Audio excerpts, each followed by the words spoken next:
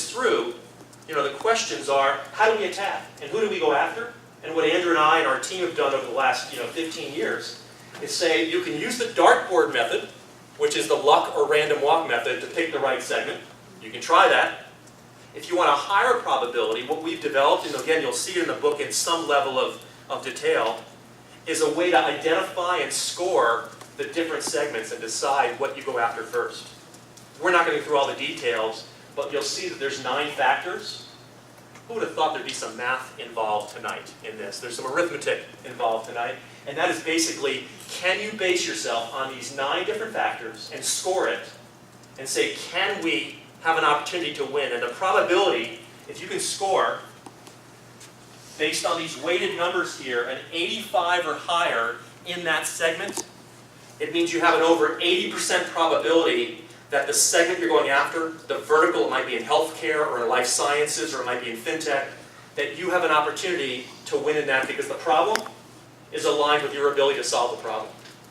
You're going to find some other segments where you score a 47 out of 100, and your general manager is going to say, I know, but it's a really big market. Have you been in those meetings? We only need 4% of that market. It'll be great. And you know what? 4% of anything is a pretty ugly fundamental. It means you're not a player, you're not a dominant player, and it says that bigness takes its secondary course after these scores. And so we don't get into the details here in this session, but rest assured, as you read through the book, you'll see some ways of getting analytic about thinking about who you're going after and why. And what that really brings us to is the idea that every company that's been successful over the last 10 to 15 to 20 years, and we won't go through this slide in detail, but every one of them, whether it's Apple with the iPod or Tesla, or examples like Google Search, every one of those has had to be able to deliver what we call whole product. And so those questions around where you are in the tech market model and which segment you're going to attack first is then followed by what are the 9 ways to actually execute on strategy, and in a moment Andrew's going to take you through those. This is not a course in these fundamentals, but just to build some awareness of it. We're hoping to whet your appetite so the book becomes more relevant to you. But the goal is every one of these companies is ones that we're able to identify segments, identify applications, and identify whole products required. And we can joke about this, but it's not that funny. Companies like Kodak who miss the next wave, what you don't want your company to become is a verb. Like getting Kodaked. Getting Kodaked means seeing the future 15 years ahead of time, knowing things are going digital, and not being able to make the shift over to make it actually happen. And by the way, it was not a lack of innovation at Kodak.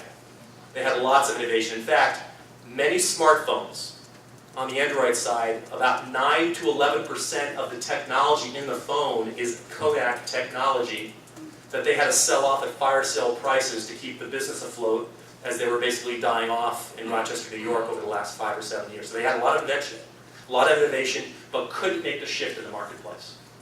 So what Andrew's going to wrap up with, and we'll move to the panel, is really the idea that the last part is how do we accelerate forward? How do we take 9 factors and drive those into execution mode?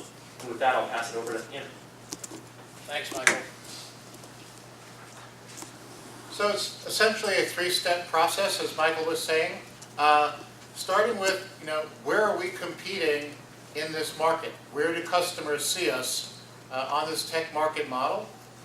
And there's a second part, which is which initial segment we should go after first. And this one tends to be really challenging. When you've got something exciting, in business school, they teach you all about segmentation, and then you get into the real world, and there's lots of different opportunities. Why do I have to pick one?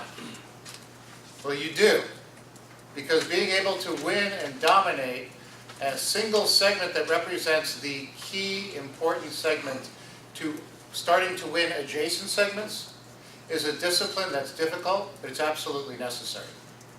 And the third step is how do we accelerate forward, right? What do we need to do now that we've figured out where we're competing and what initial segment is the right segment for us to go after? How do we get cross-functional teams to work together in answering a critical set of questions? So these are the 9 questions. There's a lot of detail here, so I won't get into too much of it because I want to make sure we have time. We want to make sure we have time for our panel. But the 9 questions are, who is the target customer? right? What is their pain? What industry? What role? What are the issues that they're trying to solve for, right? The reason to buy, this compelling reason to buy. It could be the compelling reason to switch from what they're currently doing. Could be a compelling reason to replace what currently exists as a way of solving for a problem that they're facing. And then whole product is all the elements that we need to have to fulfill that compelling reason to buy. And items 4 through 9 are different levels, if you will, of detail that support reaching that target customer with a compelling story and with a complete solution that fulfills that 100% minimum viable product concept. Okay? So when we do this work, we go through what is essentially a 9-point plan. There's 11 pages, that's the whole strategy when we work together. A lot of companies do strategies that are 200 pages, 300 pages, it's a lot to read. This is about boiling it down such that the product people, the engineering people, sales people, marketing people, business development people, everyone understands their role in being able to attack and win this market segment opportunity. There's alignment, there's commitment, there's focus in how we pull together our actions in order to achieve that mainstream market success. So just to kind of conclude, we use the model, we use the tool sets. It's about helping to make tough decisions, about helping to ensure that we're making the right decisions around market and product relative to the stage at which our product is competing, right? So that we can raise the probability, increase your odds of being successful with your new product innovations. Okay? So that's what we had pulled together as an opening. I would now like to invite our panelists to please join us up here in the front.